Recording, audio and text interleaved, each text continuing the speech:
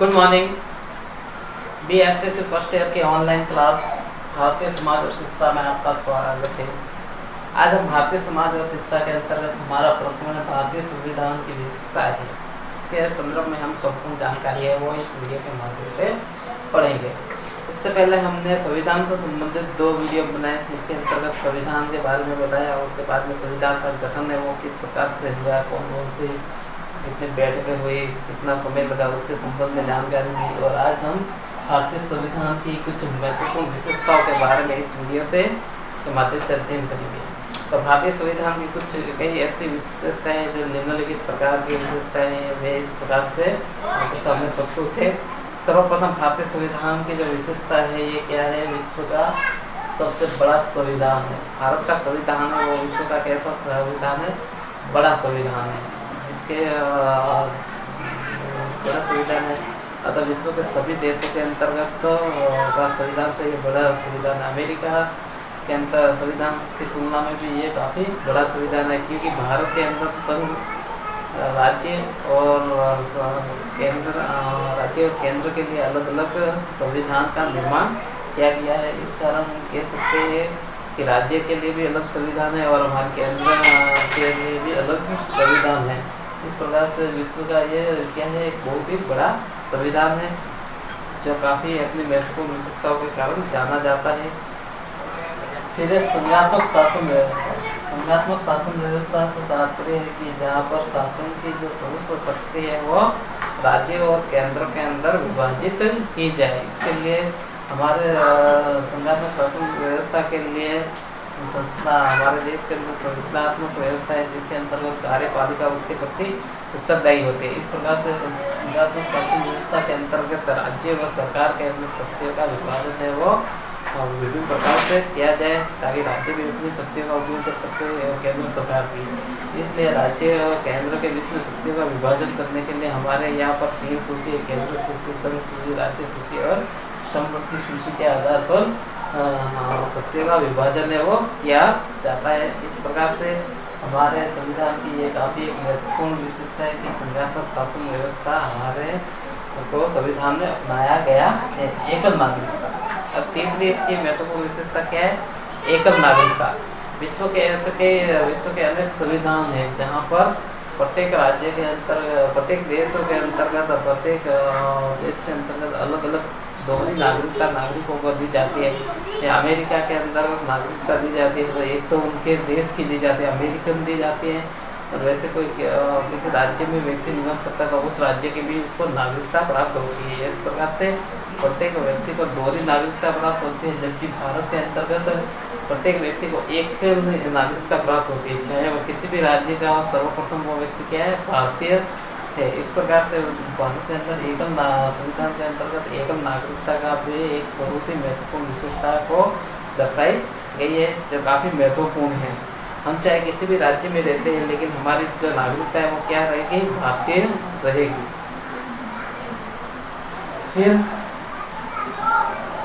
फिर नेक्स्ट है संस्थात्मक व्यवस्था। भारत के अंतर्गत संस्थात्मक शासन व्यवस्था है।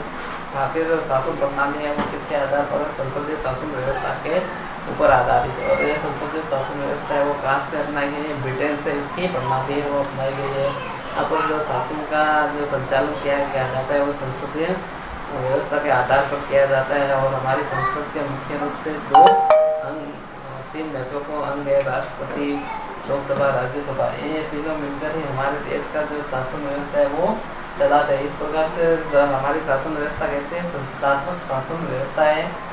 फिर नेक्स्ट है न्यायपालिका की स्वतंत्रता। सरकार के 3 अंग है, कार्यपालिका, व्यवस्थापिका। इन दोनों अंगों से जो न्यायपालिका है वो एक स्वतंत्र अंग है। न्यायपालिका किसी भी वो स्वतंत्र रूप से किसी भी व्यक्ति के समक्ष स्वतंत्र रूप रहकर ही निर्णय करता है। अतः यह बिना किसी व्यक्ति के साथ में भेदभाव किए हुए सही और उचित न्याय है व्यक्तियों को दिलाता है। अतः न्यायपालिका सरकार का एक महत्वपूर्ण अंग है। अतः न्यायपालिका कैसे होने से स्वतंत्र और निष्पक्ष होनी चाहिए, जो भारत संविधान में इसकी मूल व्याख्या हो की जा चुकी है। इसके अलावा छठी विशेषता है वयस्क मताधिकार। भारत के अंतर्गत सभी नागरिकों को वयस्क मताधिकार का अधिकार प्राप्त है। व्यक्ति पहले इसकी उम्र थी 21 वर्ष थी, लेकिन अब 18 साल से ऊपर है व्यक्ति तो हर व्यक्ति भारत का मूल नागरिक कहलाता है और उसे वयस्क मताधिकार है वो प्राप्त हो जाता है। और वह वैसे भी संसदीय क्षेत्र हो, चाहे ग्राम पंचायत से संबंधित इलेक्शन हो, चाहे विधानसभा से संबंधित इलेक्शन हो, सभी के अंदर अपना निष्पक्ष रूप से वोट है वो दे सकता है बिना किसी भेदभाव के, चाहे वो किसी भी धर्म का हो, चाहे किसी भी जाति का हो, चाहे किसी भी देश का व्यक्ति हो, वो से वयस्क मताधिकार का अधिकार है वो प्राप्त है भारतीय संविधान के द्वारा। ठीक है। मौलिक अधिकार। मौलिक अधिकार वे अधिकार होते हैं जो सरकार द्वारा जनता को प्राप्त होते हैं, उनकी सुविधा के अनुसार प्राप्त होते हैं। ऐसे अधिकारों को हम मौलिक अधिकार कहते हैं और मौलिक अधिकारों के द्वारा जनता के हितों की सुरक्षा की जाती है। तो हमारे संविधान के भाग 3 के अंतर्गत मुख्य रूप से 6 मौलिक अधिकार है वो नागरिकों को प्राप्त है। उन मौलिक अधिकारों के आधार पर नागरिक है वो अपनी सुरक्षा है वो कर सकता है। तो समानता का अधिकार है, स्वतंत्रता का अधिकार है, संवैधानिक उपचारों का अधिकार है। विभिन्न प्रकार से ये मुख्य रूप से 6 अधिकार है। इन अधिकार का वर्णन है वो किसके अंतर्गत किया गया है, वो अपने संविधान के भाग 3 के अंतर्गत मौलिक अधिकारों का वर्णन है। इसके अलावा नीति निर्देशक कर्तव्य तत्व व कर्तव्य के कार्य।